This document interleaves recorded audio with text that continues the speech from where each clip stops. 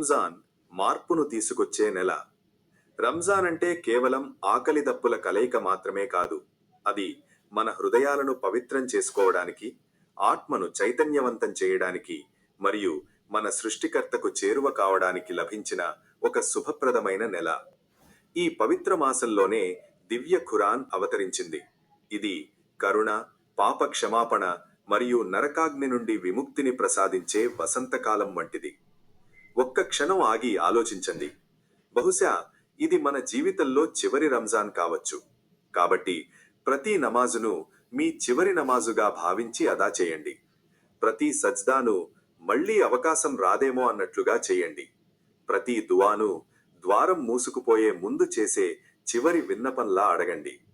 పాపాలను విడిచిపెట్టండి, ఎందుకంటే దైవ కరుణ మిమ్మల్ని పిలుస్తోంది. ఆ కరుణామయుడైన అల్లాహ్ తన దాసులను క్షమించడానికి సిద్ధంగా ఉన్నాడు. ఈ రంజాన్ గడిచిపోయిన తర్వాత కూడా మన హృదయాలు అలాగే కఠినంగా ఉండిపోతే, మన అలవాట్లు మారకపోతే, మనం అదే అశ్రద్ధలో ఉండిపోతే అది ఎంతటి దురదృష్టం. రండి, ఈరోజే ఒక దృఢ సంకల్పం చేసుకుందాం. ఈ రంజాన్ను మన జీవితానికి ఒక కొత్త ఆరంభంగా మలుచుకుందాం. ప్రార్థన.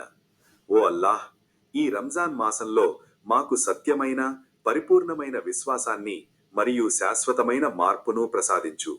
ఆమీన్ యా రబ్బల్ ఆలమీన్.